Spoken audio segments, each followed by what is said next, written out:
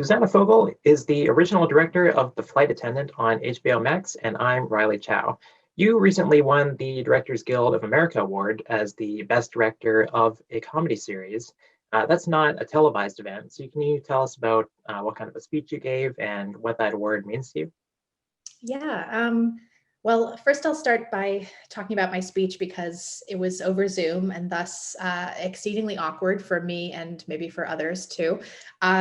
Like many things on Zoom, you try to sort of get away with reading without anyone knowing you're reading. So you like position your document like just under the camera.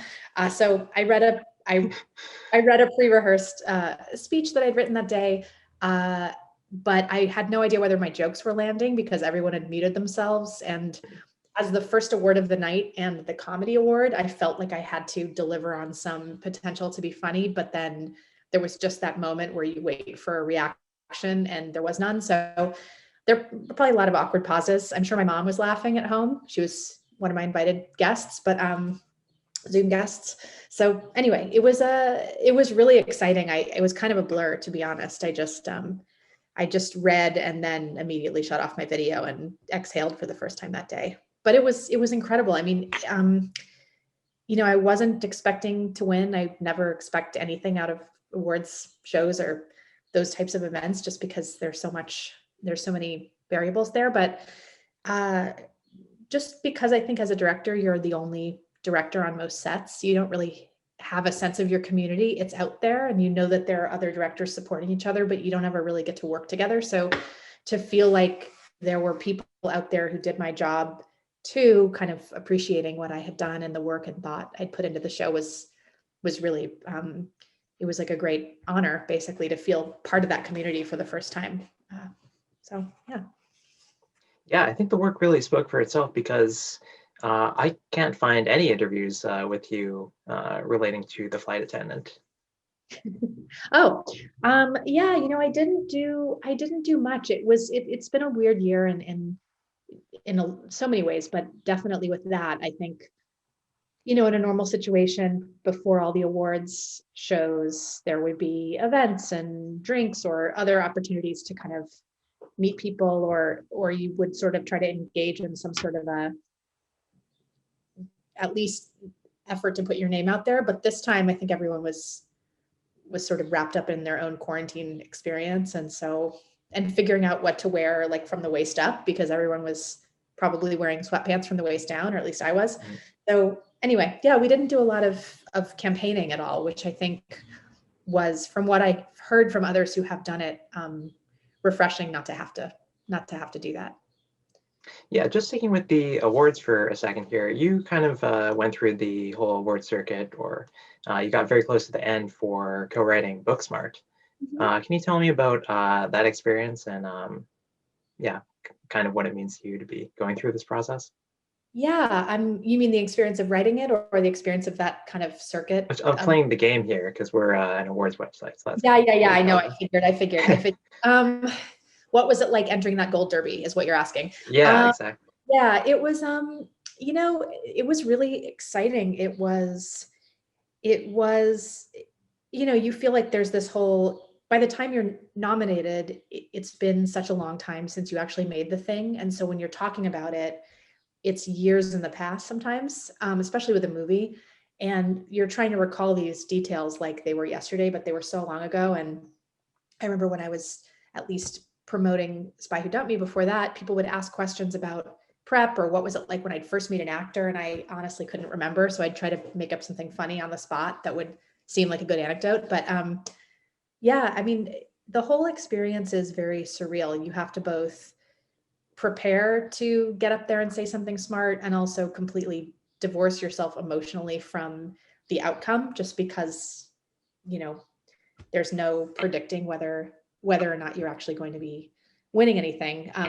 So honestly, you just have to kind of have fun with it. And as much as it's stressful to feel like you have to be on all the time and everything you say has to be soundbiteable, it's really, if you can find the fun in it and the sort of absurdity of the playing dress up and meeting people and and just that part of the experience, it's great. I think if you take it too seriously, it can be really hard just from seeing different friends go through it, because you ultimately don't have control over the outcome. So you can't really define your self-worth too much by the outcome of any of these things, but you also have to find the joy in it all.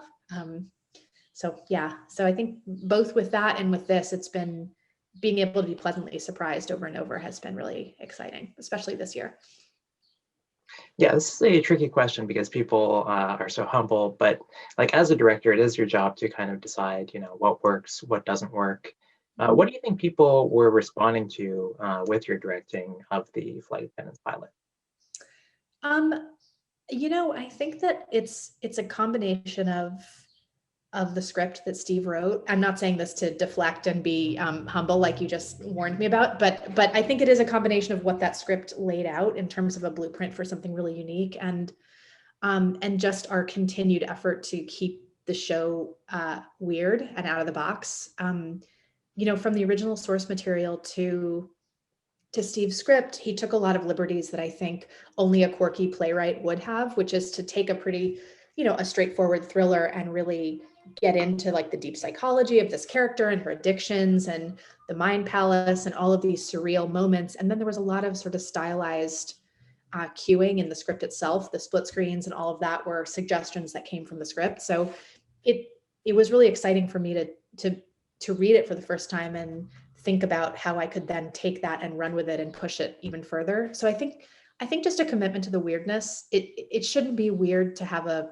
show about a woman in her 30s who's not pursuing the marriage and kids path, but it is refreshingly, it's rare to see that, to see a show about a woman whose problems have nothing to do with her marital status at her age. And as a woman who's in my 30s when I made the show, I loved that. I was like, God, finally a show that she has a problem to resolve and she has a quest, but the quest is not resolved by her becoming more conventional. It's just resolved by her like stopping some bad patterns in her life. So maybe in part it spoke to a group of people who felt like underrepresented, which is just women who are not making those same choices we've seen in every movie and every show. And I also think just honestly, working with Kaley and really striving to get a performance out of her that was completely unlike what she was known for was something that I'm really passionate about doing that generally with actresses, because I think they get pigeonholed just like Hollywood loves to do with all of us. But really pushing her to take risks and getting to know her and building that trust. I think the outcome of that was something really unexpected from her that emanated from our relationship. So probably just the character work and work that I did with everybody to keep the show as out of the box as we could possibly make it. And I think people do respond to that, as much as people try to rein you in because they want things to compare it to, and it's a big risk for them to take your word for it that it'll work out. I think people appreciate creativity and being surprised, Yeah. And how did you come to the Flight Attendant in the first place?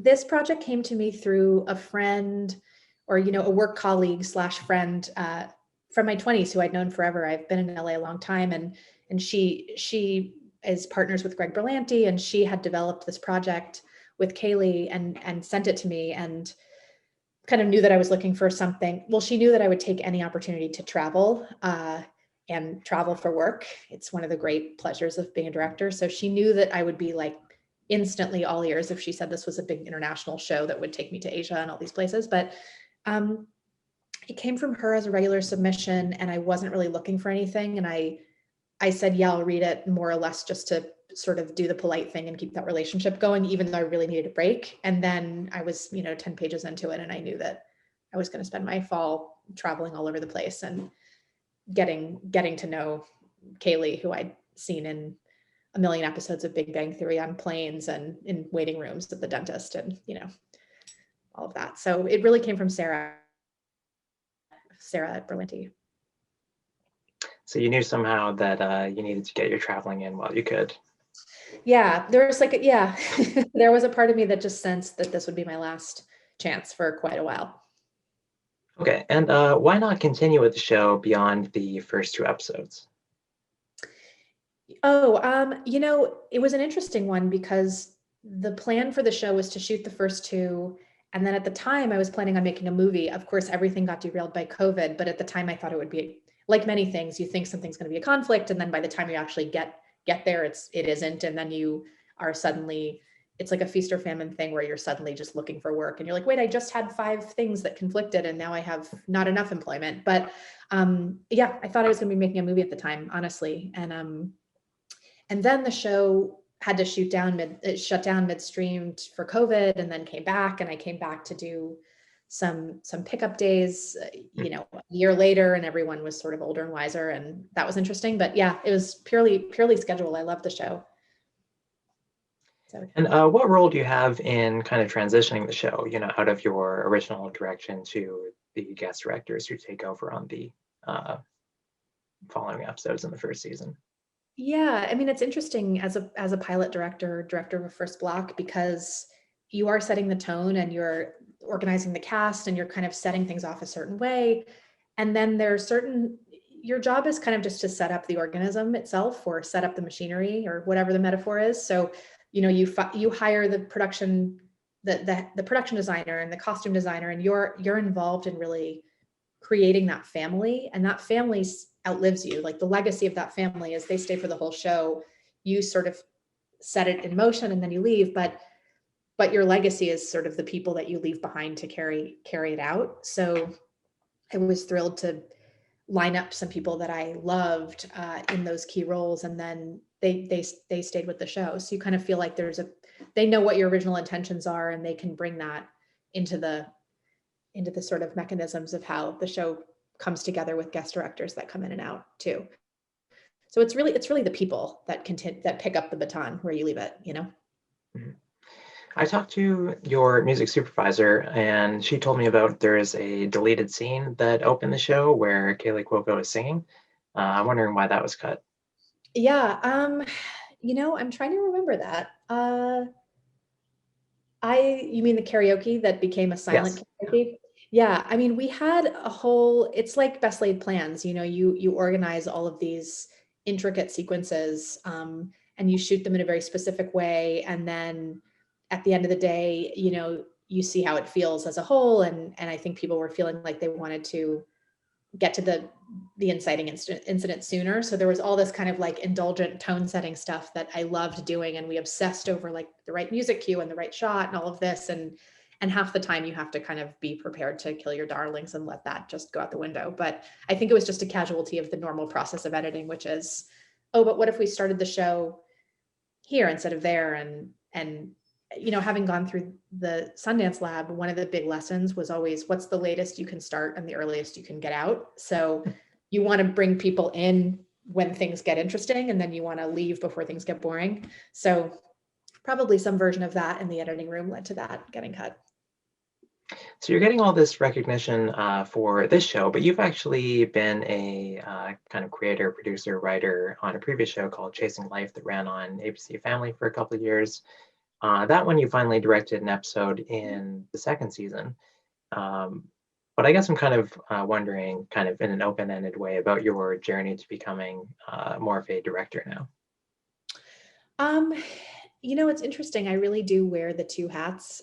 My favorite is when I direct something I wrote, but more often than not, I'm either writing things that I'm not directing or directing things I'm not writing, just because the way it's worked out. Uh, Chasing Life was an incredible experience. I really moved out to LA to be a writer first, and then eventually make my way back to directing. Um, and by the time I did that, I had dialed into like a writing career here. So it was then a big fight to remind people that I directed, which I had started out doing 10 years before. So now that I'm doing both, I think taking the opportunity to direct really great writing by other people has been a wonderful opportunity, and you get resources, and you kind of get to expand your craft and your repertoire with other people's work. But my ultimate goal is to be kind of doing it all in the end. Yeah, Chasing Life was great. I mean, I know that TV directing is really hard to break into, and if it weren't my own show where I was more or less a boss, if not the boss, I don't know that I would have so easily gotten that opportunity to direct an episode of television, which then led to other things, which eventually led to a pilot, but which was The Wilds for Amazon. But yeah, I kind of gave myself that job so that I could get back into it, you know. That's great. Okay, well, best of luck at the Emmys this summer. And Susanna, thanks very much for chatting with Gold Derby. Thank you so much. I hope that I was sufficiently focused on the Gold Derby itself.